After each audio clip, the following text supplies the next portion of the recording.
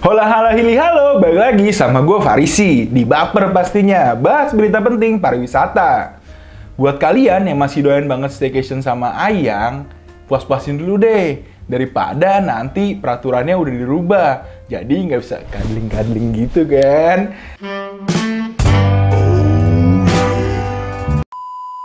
Atau nih, kalian nikah deh buru-buru, jadi bebas mau nginep di mana aja. Mau di kolam renang juga bisa.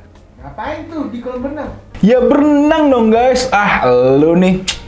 Tapi ingat ya, tetap jangan bikin skenario kayak Kebaya Merah kemarin. Siapa yang udah nonton? Udah yuk kita masuk berita yang pertama, Opal, daripada kemana-mana kan.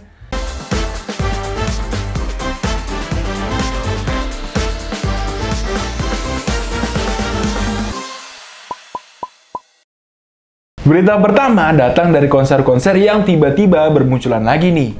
Dari yang berjalan lancar hingga berjalan seadanya. Bahkan nih, ada konser yang diberhentikan lebih cepat. Ini lucu sih nih. Tapi sebagai warga Indonesia cukup malu juga sih karena konser NCT 127 terjadi kerusuhan.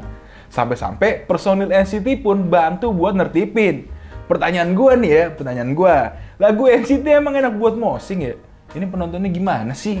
NCT itu boy band kan? Sewajarnya aja padahal bisa loh kalau mau joget. Lo kalau nonton singlet, iya gini nggak apa-apa lah. Ini nonton NCT gini loh masa. Beritanya kejadian ini tuh dipicu dari salah satu fans yang emang ingin mendapatkan perhatian dari salah satu personil NCT.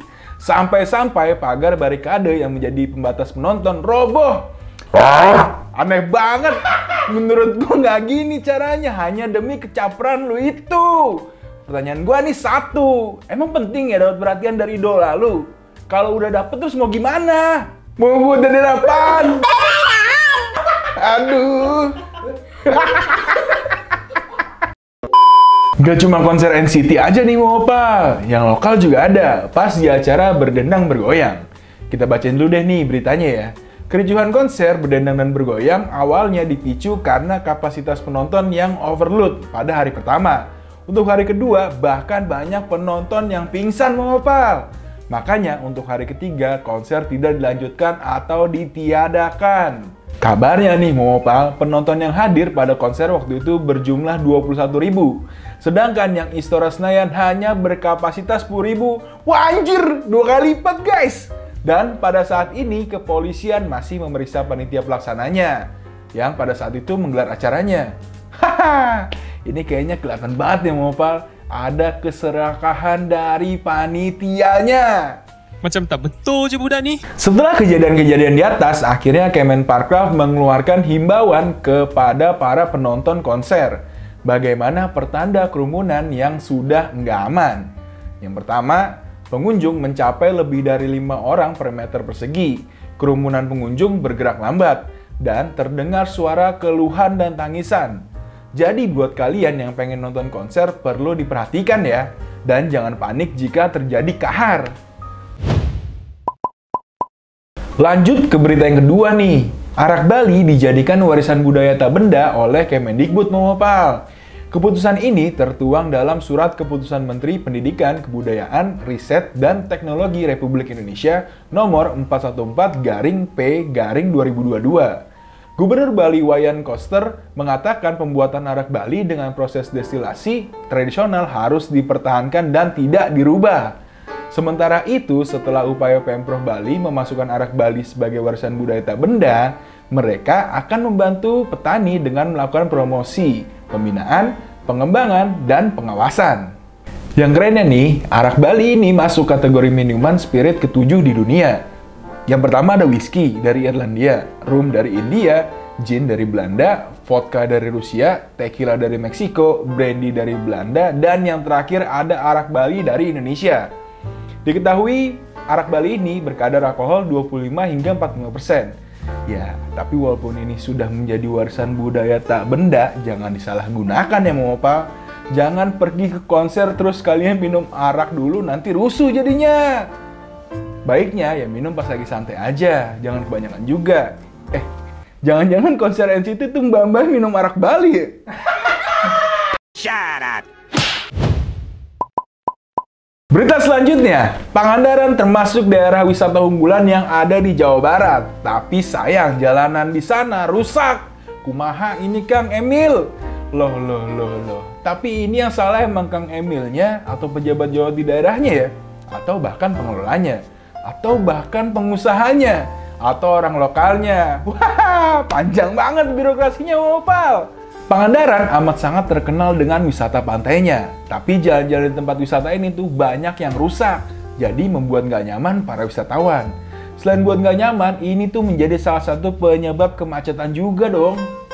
Yang pernah gue kesana tuh Grand Canyon. Emang jalannya parah banget. Parah! Jadi siapa nih yang bertanggung jawab?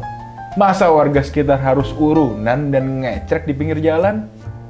Kasihan Tuan, kasihan Nyonya. Jalan yang rusak dan berlubang berada di beberapa titik. Di depan Hotel Laut Biru, di bawah flyover, dan Tanjung Sari, hingga Hotel Krishna, dan paling parahnya berada di Hotel Villa Kuda. Sampai-sampai nih ada wisatawan yang mengeluh dan jalanan yang berlubang di tengah-tengah. Mohonlah dibantu kepada yang punya kebijakan pembetulan jalan agar pariwisata itu berkembang. Jangan justru orang yang mau wisata, mau healing gitu kan, malah jadi keki gara-gara macet. Nggak banget nih.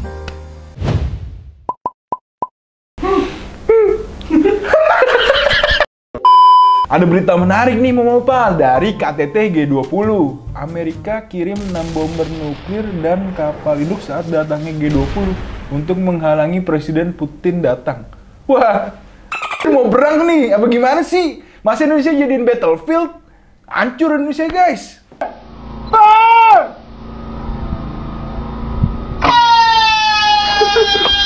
Jadi, ada video yang beredar di Facebook dengan narasi Amerika Serikat menurunkan 6 bomber nuklir dan kapal induk untuk menghalangi Presiden Putin datang ke KTT G20 Mopal. Video berdurasi 9 menit itu memperlihatkan kapal induk Amerika Serikat dan sejumlah pesawat tempur yang dibawa ke NTT agar Presiden Jokowi tidak melawan Australia dan batal mengundang Putin dalam acara G20. Kabarnya, jika Putin dan Joe Biden hadir bersamaan, Pulau Bali akan dipenuhi kapal perang dan Amerika Serikat dan Rusia yang saling menyerang. Dan ternyata beritanya hoax, Mopal! Video yang diunggah ini adalah gabungan dokumentasi video sampai-sampai Australia memberikan keterangan bahwa Amerika berencana menempatkan 6 bomber berkemampuan nuklir di Australia Utara, bukan di NTT. Di cuplikan video tersebut juga memperlihatkan kapal induk Amerika Serikat yang sudah beredar 6 tahun lalu yang diunggah di YouTube resmi US Navy. Ini yang buat videonya pinter juga ya nyari celahnya. Ya emang mana kita tahu itu kapal induk lagi bergerak ke kelautan mana. Laut bro, cuma ada air doang. Apalagi pesawatnya, si kelihatan tuh lagi di daerah mana. Narasi yang dibuat videonya juga bagus. Kira-kira harus diusut nggak nih guys? Komen di bawah ya. Batik Air lagi-lagi buat kontroversi nih. Dari yang Ari Lasso sampai yang masih baru nih. Kopernya Mas Kaisang diajakin healing. Healing? Iya, healing. Lagi rame banget nih beredar di warga Twitter. Mas Kaisang mempunyai tujuan akhir Surabaya. Tapi kopernya malah sampai ke Kuala Namu. Bener kan? Kopernya jadi healing. Berita ini akhirnya bermunculan banyak beragam komentar. Ada yang berkomentar lucu hingga komentar yang menyindir pihak Batik Air. Ya, kalau opini gua sih, bagus banget nih buat gua. Gak ada privilege walaupun sekelas anak presiden. Rata semua pelakunya. Tapi gue jadi bayangin deh, gimana nih kantornya Batik pas Mas Kaisang komplain. Tapi yang komplain ajudannya atau langsung Mas Kaisang ya?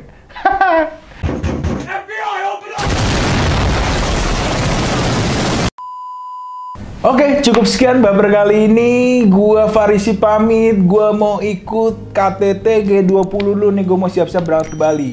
Oke guys, bye-bye.